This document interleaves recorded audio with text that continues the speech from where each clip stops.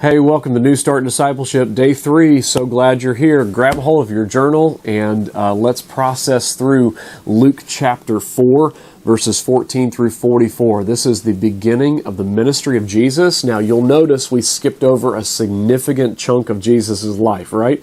And there's a couple of reasons for that. One is that we don't know that much about what happened to Jesus between the age of like 3 years old and the age of 30 years old. Basically, here's what happened to Jesus, all right? Because people always ask me this, and I'll just quickly highlight it for you. He lived, he worked in his dad's carpenter shop, most likely. He lived a normal life for most of the time that he was on this earth. We know nothing about it because it was ordinary. It was ordinary. Jesus lived a life. You know how you get up and go to work every day, and you just live a normal life, or you get up and go to school every day? That's what Jesus did. He lived a normal life.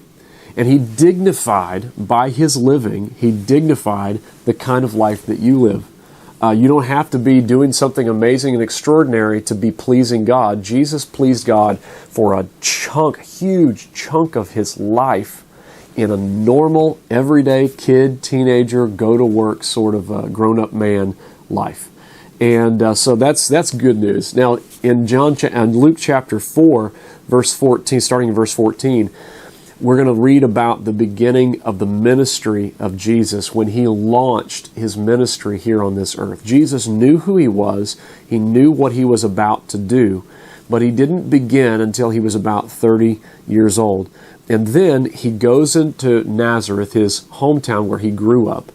And he goes into the synagogue, the Jewish place of worship, where they worshiped the God of the Old Testament, the God Yahweh, who was their God.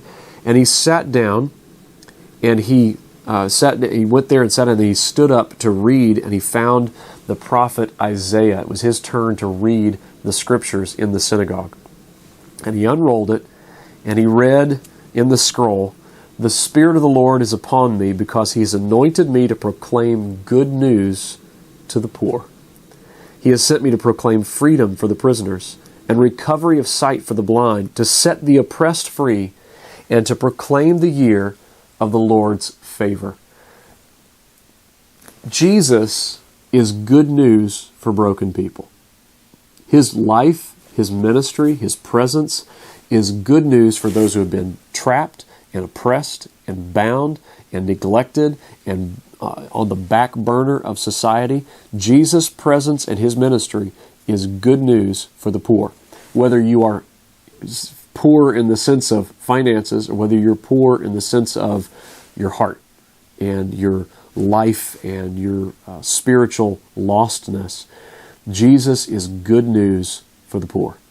And I want you to notice it says to proclaim the year of the Lord's favor. This is a concept from the Old Testament you might not be familiar with, but in the Old Testament, there was a year once every 50 years where there was a dramatic event, and they had a huge year of celebration. Everybody took the year off of farming.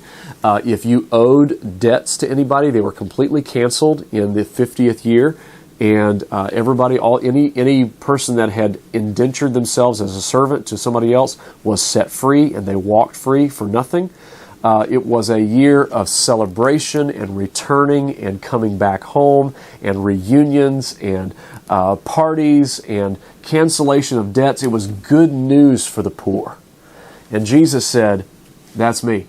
I'm here to proclaim the year of the Lord's favor." That's pretty cool. Jesus set you free.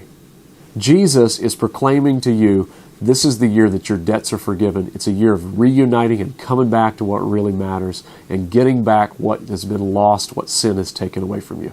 And that's really good news. There's more stuff here, but I'm going to let you take a look at it. Use your journal today, day number 3, and I'm excited to see what the Lord shows to you today. Now, I want to say one quick thing. Find a mentor. Okay, find a mentor. If you don't have one right now, email me. My email address is here in this little notebook. If you don't have one, email me, and I'll get in touch with you, and we'll figure something out and get you plugged into a person who can mentor you. Get a hold of a mentor. Okay, it's really going to matter. Christianity is a team sport. All right, it's a team sport. It is something you need to do with somebody, okay? It's not a solo game. And so find a mentor. Get with somebody who can help you walk through all this stuff. You can text them your questions, and they can pray with you and help you walk this road together. God bless you. See you tomorrow.